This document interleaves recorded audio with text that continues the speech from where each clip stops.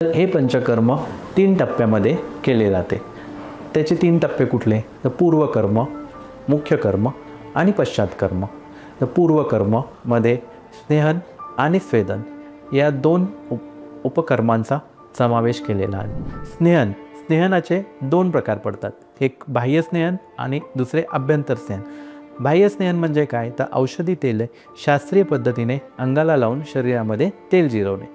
तर आभ्यंतर स्नेहन म्हणजे शरीराला आतून स्नेहन करणे, म्हणजेच आतून ओलिएशन करणे। प्रामुख्याने औषधी तुपाचा उपयोग करून आभ्यंतर स्नेहन केले जाते। पंचकर्मातील वमन आणि विरेचन या कर्मामध्ये आभ्यंतर स्नेहन करण्याची गरज असते। त्या औषधी रुग्णाच्या आधारानुसार, रुग्णाच्या तक्रारीनुसार ते औषधी तूप निवडून रुग्णाला पंचकर्मापूर्वी वमन विरेचनापूर्वी ते खायला दिले जाते। हे औषधी तूप 3 दिवसापासून 7 दिवसापर्यंत रुग्णाच्या प्रकृतीनुसार आणि तक्रारीनुसार खायला दिले जाते। हे तूप सकाळी उपाशी पोटी, रिकाम्या पोटी हे खायचे असते आणि हे तूप वाढत्या मात्रेमध्ये खावे लागते। जसे की आज जर 10 ml तूप खाल्ले असेल तर उद्या 20 ml, परवा 30 ml असे रोज वाढत्या मात्रेमध्ये खावे लागते। अशा प्रकारे आतून शरीराला स्नेहांकित केले जाते, ओलिएशन केले जाते।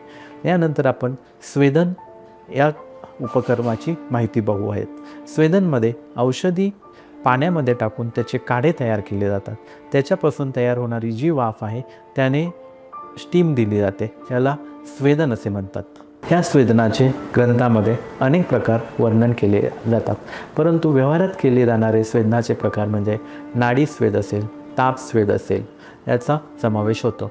उदाहरणार्थ पत्रपोटली स्वेद आहे, षष्टिक पिंड स्वेद आहे, याद्वारे स्वेदन केले जाते। आता समावेश होतो मुख्य कर्माचा। मुख्य कर्मामध्ये वमन, विरेचन, बस्ती, रक्तमोक्षण, नस्य यांचा समावेश होतो।